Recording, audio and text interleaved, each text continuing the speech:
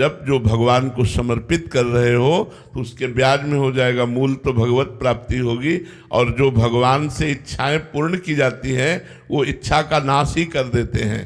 इतना सुख दे देंगे कि मन तृप्त हो जाएगा या उस कामना का ही नाश कर देंगे। हम प्रार्थना करते हैं सबसे कि हर एक की भक्ति सकामता से ही प्रारंभ होती है और निष्कामता में पूर्ण होती है। इसलिए यदि धन की आकांक्षा, संकट निवारण की आकांक्षा, परिवार के सुख की आकांक्षा है तो आप भगवान से जुड़िए, भगवान से मांगिए, भगवान से प्रार्थना कीजिए।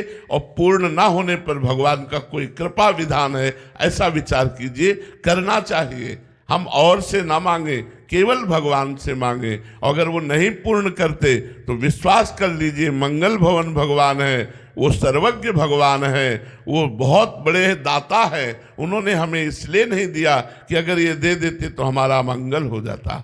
इसलिए बहुत सावधान होकर भगवान से अगर हम मांग भी करते हैं तो मंगल में है। वो अभक्त नहीं है जो भगवान से मांग करता है, भगवान ने उसे उदार भक्त कहा है। इसलिए आप धैर्य पूर्वक भगवान से मांगिए, कोई निषेध नहीं है। महाराज जी, हम भगवान को जो समर्पित करते हैं, उनकी बैंक में जमा करते हैं भाव ये समर्पित का, तो उसका ब्याज भी मिलता है महाराज? क्यों नहीं मिलता? भारतीय बैंक ब्याज नहीं देती क्या? एफडी बना दो भगवान में कि जब भारतीय बैंक दे रही है तो सरकारी ठाकुर जी की बैंक हमें ब्याज नहीं देगी? तो ये तो फायदा है महाराज जी। अरे तो फायदे के लिए ही तो काम है। सर्व मंगल में भारतीय बैंक पैसा देती कि नहीं? आप एफडी ना बनाए तो भी ब्याज देगी कि नहीं देगी?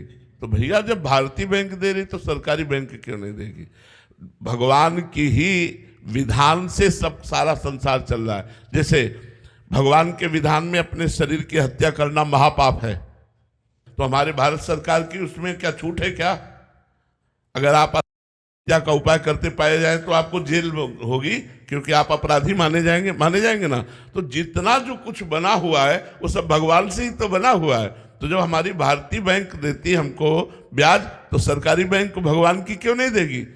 ब्याज में खूब फलो फूलोगे और मूल में भगवान की प्राप्ति होगी। इसीलिए तुम बिल्कुल आनंद ही आनंद, चकाचक आनंद है। खूब नाम जप करो, जैसे बने तैसे बने, जैसे बने भाव कुभाव अनख आलसहु, नाम जपत मंगल दिसिद सो। छोटी मोटी बात है महाराज जी, उनको समर्पित करना अत्यंत आवश्यक है। अत्यंत आवश्यक है। अगर समर्पित नहीं करते हो तो फिर फल में वो हो जाएगा, फिर फल में वो चला जाएगा।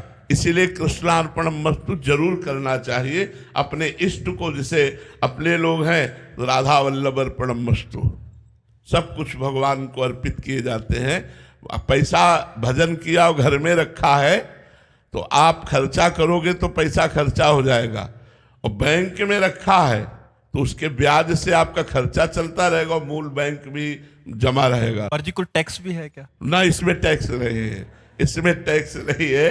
ये टैक्स फ्री, हमारी सरकार में फ्री है।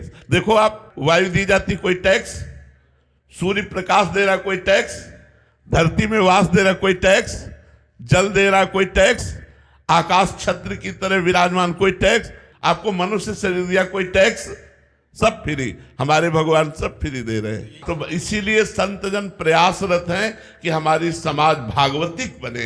हमारी समाज आज जो लोग ये समझ, हम अभी एकांतिक में बोला था कि लोगों की मानसिकताएं बिगड़ रही हैं। वो जबान के स्वाद के लिए मुर्गा भैंसा गाय बकरी सबको खा रहे हैं।